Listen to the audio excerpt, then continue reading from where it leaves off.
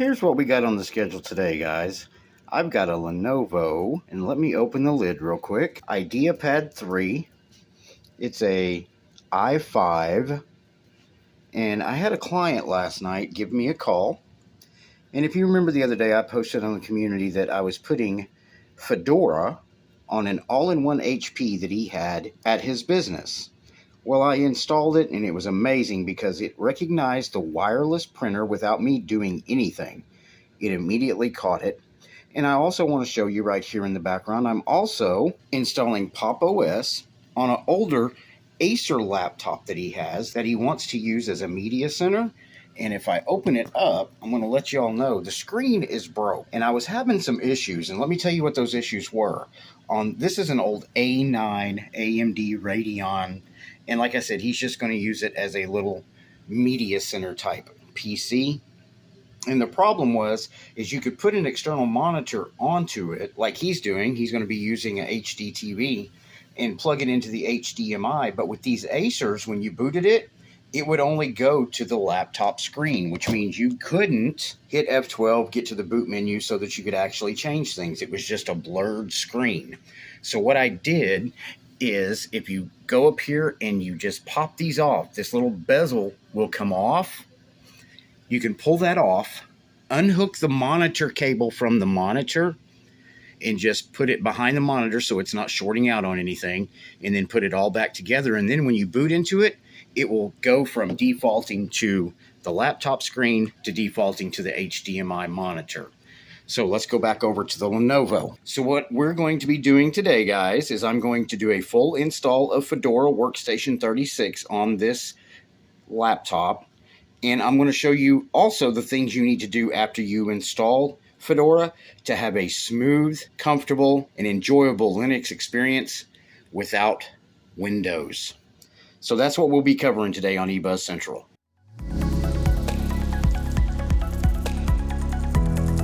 Today's video is brought to you by OnlyOffice. If you want to go to their website, it's onlyoffice.com. Are you presently running something like a Google Docs or using Microsoft Online? Do you know that all of your emails, photos, and everything they have access to, they can read, they can use for whatever they want? Don't believe me? Go look it up. You don't have that problem with OnlyOffice. It's a secure office and productivity suite.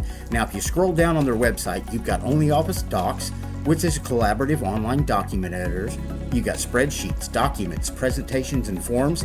It's got the highest compatibility with Microsoft Office, easy integration with ready-to-use connectors, and WOPI support and well-documented API. And then you also have OnlyOffice Workspace. Do you have a business? You can run your entire business through OnlyOffice. It's got document, email, CRM, projects, calendar.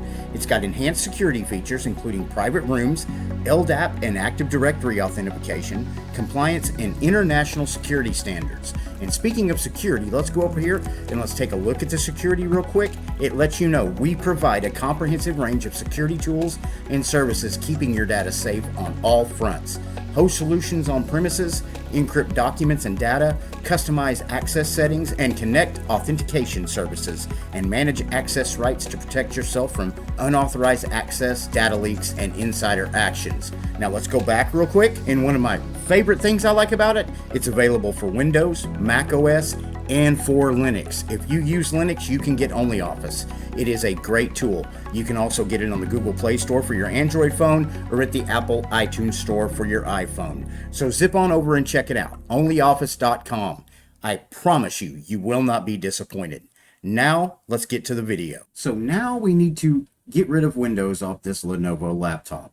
Now, one of the reasons he wanted to do this, it is a newer Lenovo laptop. No, it's not top of the line. It's just an i5, 8 gigabytes of RAM. But he told me when he texted me about 1:30 in the morning that he had started installing Windows 11 at about 7:30 at night. And at 1:30 in the morning, it was still on the update screen. Yes, he restarted when it was asked to restart, and it just continually, slowly downloaded. Now, let me explain something to you. He's got business internet at his house, so it's not low-speed internet. There's no reason it should have taken this long. And he called frustrated and said after using the all-in-one HP at work, He wanted Windows out of his life, and he wanted what was going to be easy for him, and he said he enjoys Fedora. So we're going to get rid of that. And I do want to apologize for the audio and video quality at the intro of this video. I did that with my cell phone, so if it was horrible, I do apologize. But let's get started. What's the first thing we need to do? Are you somebody that's new, that has never used Linux, or you're wanting to leave Windows and try Linux? I'm getting ready to give you a step-by-step guide of how you can take Fedora 36 Workstation, put it on your system, a few couple commands, and you'll be good to go and won't be missing Windows at all. I promise you. Now, if you're somebody that has to play online multiplayer gaming with anti-cheat, don't watch this video. So we're going to zip on over real quick. I should have downloaded Firefox, but I'm just going to use what we got here. Let's go ahead and look for Fedora 36. And there it is right there. Let's go there. And we're going to zip on over to download. Fedora 36 download. We're going to go ahead and download that. Now, while this is downloading, you can see down here it's got a media writer if you would like to use that. And then it's got other information. I'm going to show you what I use. There are going to be people out there that say you need to use Ventoy or this or that and the other. I stick with Rufus. It always works for me solidly. It also lets me make those clients that do want to use Windows on older software. It makes it where I can create Windows 11 install media without the TPM or secure boot requirements. So I'm just a Rufus fanboy, I guess.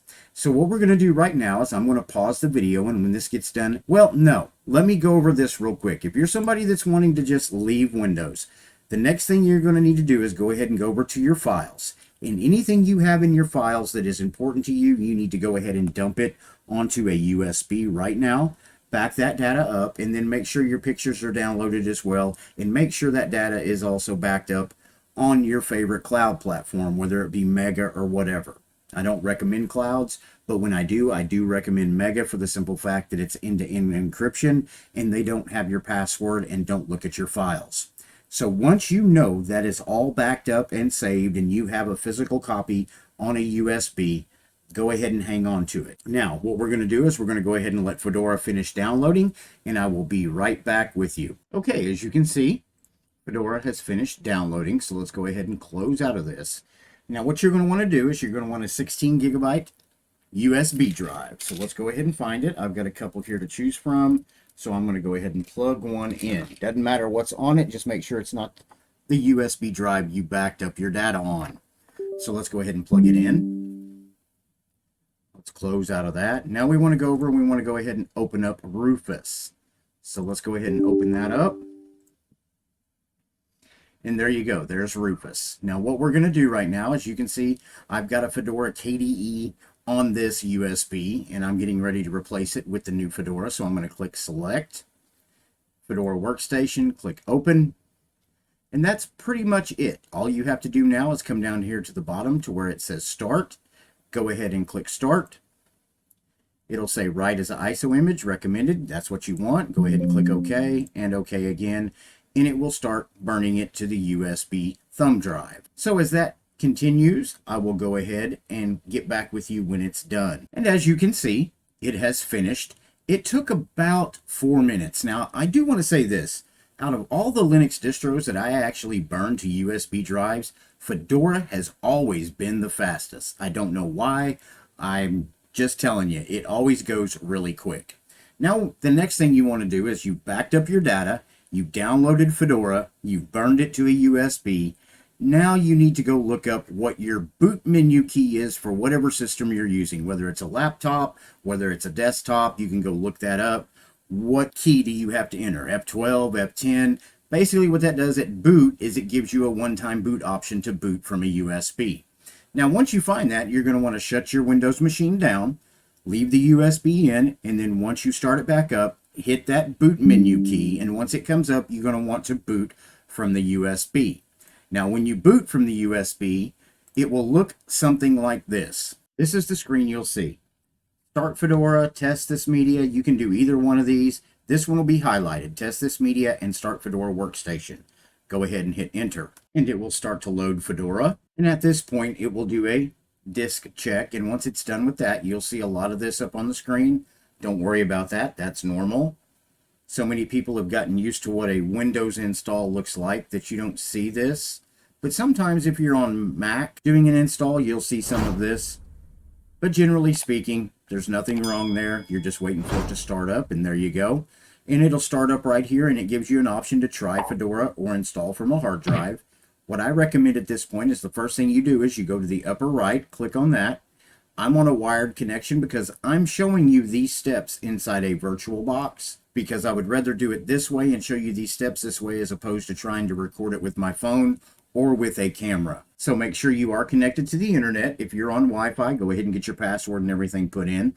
And that way it is connected to the internet on install. So the next thing you're going to want to do is click on install to hard drive, and it'll make the screen big, and you'll have to click install to hard drive again, and the installer comes up. This lets you know it's Fedora 36 installation.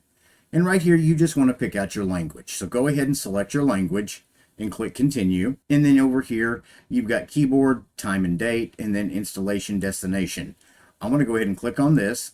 It lets you know that it has automatic partitioning already set. So what you want to do is you come up here and you can click on that. And it says storage configuration, automatic, custom, advanced, custom. You can do this however you want to. I usually just let it do it automatically. On some Arch distros, I will go in and do it manually, but I'm just going to let it do it automatically here. So come up here, and this is what you got to catch yourself. Most of the time, you're going to see buttons down here on the lower right. They're actually up on the upper left. Done. And it's going to check your storage configuration. And it's checked it. You're good to go. Now you can go to begin installation. And right here, it'll let you know it's beginning to install. Another keynote here I want to let you know, Fedora does use the BTRFS file system. It makes it a lot easier to save snapshots of your system and is overall a better performing system in my experience. There will be people out there that say there are other file systems that are better. You're going to always have that. When you have more than one choice, you're always going to have people that lean towards one file system or the other. For me, I like BTRFS. Makes it a lot easier to take snapshots and keep my system pretty much clean, up to date, and running smoothly. So we will let this finish, and when it's done, I'll get back with you. It is installed on my system. It is ready to be rebooted and entered into for the very first time. So what we're going to do right here is I'm going to click Finish Installation, and we're going to reboot into our fresh Fedora install. And we are presently rebooting. The Fedora logo pops up, and the first thing you're going to see is Welcome to Fedora 36.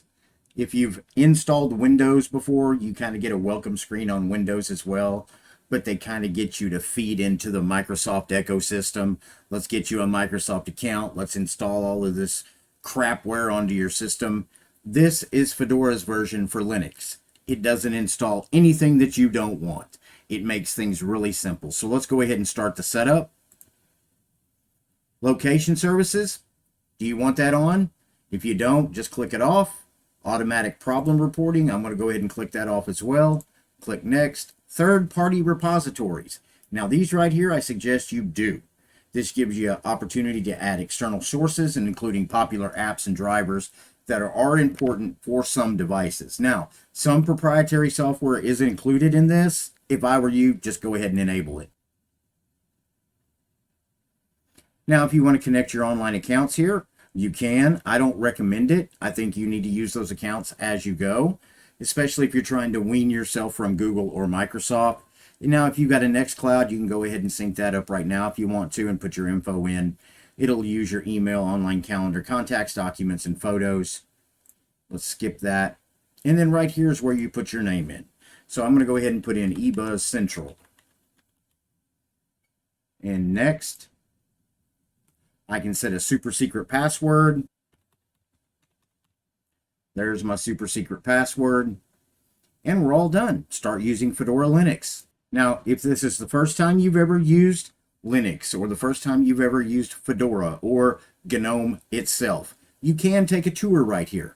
I recommend you do, especially to get acquainted with the way Fedora and GNOME do things. But I'm going to go ahead and click no thanks, and you are at your Fedora desktop. Now, one of the first things I would do if I were you, I would go ahead and go down here to where it says software, and let's go ahead and go to the Software Center, and your catalog is being downloaded. This will take just a little bit. Okay, the Software Center has pretty much loaded itself. This is where I would generally recommend that you do an update, but I'm going to show you something that it's not going to be scary. This is how you need to update your freshly installed Fedora, or how you update it once a week, once every 2 weeks, however you want to do it. Now, this is the screen you get if you just hit the Windows key. We're going to go down here and we're going to open up Terminal. Okay? Don't be afraid of Terminal. Let's go ahead and make that full screen. So once Terminal is open, we're going to do an update real quick. It's real simple. Sudo DNF update. It's going to ask for your password. Put in your super secret password. And it's going to update your system. So we will let that finish, and then I'll come back and tell you what we got to do next. Now we're updated and good to go. We got Fedora 36 Workstation updated. It's ready to fly on our new laptop. Now, what we want to do next is enable RPM Fusion. And for those of you who don't know what RPM Fusion is, let's go ahead and minimize this, and we will open up Firefox. Let's go ahead and maximize that. And we're going to want to go to rpmfusion.org/configuration. And right here, we'll answer a lot of your questions about RPM Fusion. You've got a graphical setup right here via Firefox web browser, or you got command lines down here. Now, if you want to do the graphical, you can. I'm just going to give you a little tutorial of what you need to put in the terminal if you decide to get a little bit more comfortable and want to use the terminal more often.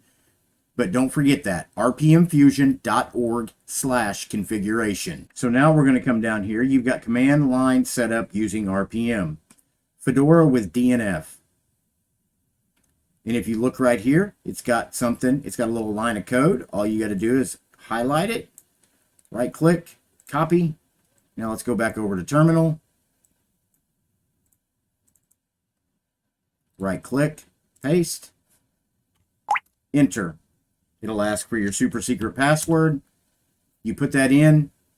It is now giving you RPM Fusion. What RPM Fusion is, it's a lot like what the AUR is to Arch. It gives you access to applications and software that are not necessarily available inside the regular repositories. So what we'll do is we'll let this finish. It is complete, so we can go clear. Now what I'm going to do is go ahead and close out a terminal. We're going to zip on over and take a look at the App Store and see if the App Store says we have any updates. And it does. It says restart and update, so we'll go ahead and click on that. Restart and install. And the updates have installed. It took a whopping 3.5 minutes. So with an initial installation of 7 minutes and about 5 to 10 minutes of what we did a while ago in the terminal and then the Software Center, and then 3 minutes for the update, we have about 20 minutes involved in this whole install and update. Let's go ahead and click in our super secret password. And we're back to our desktop. And we're ready to go to work. It's not that hard. A lot of people are terrified of Linux. It scares them. They hear the word terminal and they want to go hide in a corner and ball up, start sucking their thumb because they think, oh, I can't use the terminal. It's not that hard. I remember 20 years ago, everybody was using a flip phone, and then smartphones come out. Everybody was able to convert to a smartphone with no problem. It takes little time to learn what you want to learn and to be able to do the work that you want to do. Now, for complete transparency, I did install this into a virtual box. As a matter of fact, right now in the background, I have the USB on my client's computer and I'm installing. It's actually in the updating process right now. I've been kind of doing it with the breaks in this video and going back and forth. I wanted to do it completely in a virtual machine because I wanted the audio to be as consistent as I could. There we go. We've got Fedora set up and it's setting up on my client's PC. It is a great operating system. One thing I want to point out again, the other day when I installed this on that client's HP all-in-one, I mean, this machine was probably 8 years old. I plugged in Fedora, it booted up, I installed it, it automatically recognized his wireless printer. I didn't have to install any extra drivers there. It just made things simple. And I think with it being downstream from Red Hat, Fedora uses a lot of what Red Hat come up with in the enterprise market, and it makes the home user's desktop or laptop a lot easier to use. Let me know what you think in the comments below. Is Fedora something you might throw on a USB or install on a machine and give it a test drive? I recommend that you do. And let me say another thing. GNOME has come a long way. I used to be really critical of GNOME. I didn't like the way it worked. It seemed laggy, but things have changed. They have put a lot of work into it. Now, I know there's going to be people in the comments saying things like, I don't agree with the GNOME developmental team's stand on something, or this and that and the other. At the end of the day, it's not tracking me like Windows does. It's not doing devious things in the background. It's real simple and easy to use. I'm going to go ahead and change that to dark mode because I like dark mode. Now, if you're somebody, let me point this out too. If you're somebody that is used to using Chromebooks or Mac OS, something like that, the change over to Fedora GNOME is going to be a little easier for you. If you're somebody coming from Windows, it's going to be a little harder, not because of technical problems, but getting used to the workflow on Fedora. You're used to, having everything set up a certain way. It's not going to be that hard to get used to GNOME because it makes things really simple and easy and user-friendly. But I suggest you run over, download it, take it for a test drive. I'm pretty sure you'll be happy. If you get a chance, zip on by the eBuzz Central store, take a look around. If you see something you like, go ahead and pick it up. And if you would like to see something on the store that's not there, drop that in the comments below. We'll do our best to get it up there for you. Do me a big favor before you leave today. Please like, subscribe, or follow the channel. Doesn't cost anything, and if you end up not liking me, you can always unsubscribe. If you like the channel and enjoy the videos that we are producing, you can support us by becoming a member to the channel, buying us a cup of coffee, throwing us a donation on PayPal, or zip on over to Patreon and become a patron to the channel. Those links will be in the description below. Thank you for watching this video, and I will see you in the next video.